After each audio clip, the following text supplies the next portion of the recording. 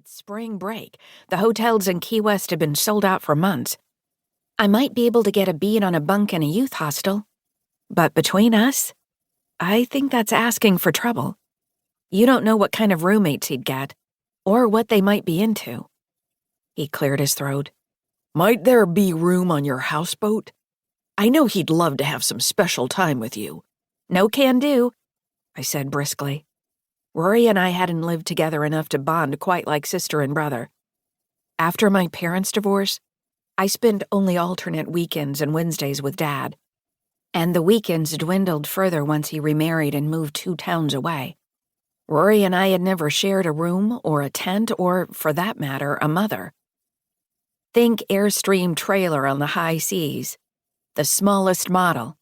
Between me, Miss Gloria, 2 cats, wedding favors, and hundreds of cupcakes, we don't have room to spit. Was I being uncharitable? I looked around at the common spaces of our tiny houseboat. The counters in the galley covered with cupcakes, cupcake batter, zested limes, dirty pots and pans, and Evinrude, my gray tiger cat, eyeing it all from his stool beside the stove. My father fell silent, which made me feel awful. What about Eric Altman? Didn't your mother stay in his guest room in January? I groaned. How did he even know this? When I moved down to Key West from New Jersey last fall, I'd assured my old friend Eric I would only ask this kind of favor in case of emergency. He'd insisted on hosting Mom because she'd been so kind to him when he was a troubled teen. It wasn't fair to foist Rory on him. But then I pictured messy, grumpy Rory camped out on our single couch, not 5 feet from the room where I'd be desperate to sleep. This was definitely an emergency. At exactly that moment, I heard a burst of excited yapping outside on the dock. A black blur tore across our deck into the living area and through the galley, followed by a barking gray schnauzer. Miss Gloria's black kitten, Sparky, launched himself up onto the stool beside the stove, chasing Evinrude onto the counter. The slavering dog yipped at the cats, who were now safely out of reach.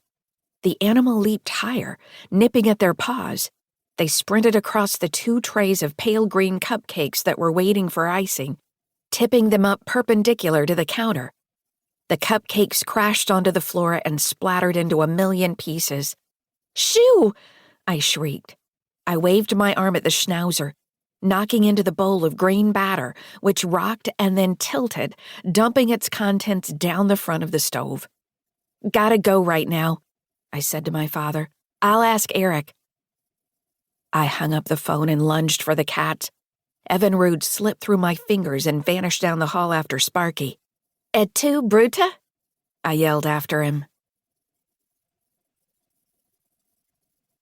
2.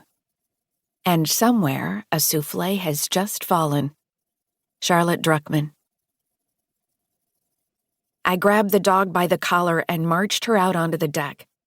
Mrs. Renhart, our next-door neighbor, jumped off her boat and hurried down the dock to collect her. She gathered the animal up and began to nuzzle its neck. "Oh, Snooty," she crooned. "Where did you disappear to? Were you chasing kitties, you wicked little beastie?"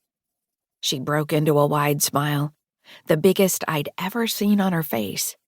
"Hayley, this is our new doggie. We just picked her up at the pound this morning. Isn't she precious?" "Cute," I said, gritting my teeth, trying to twist my lips back into a smile.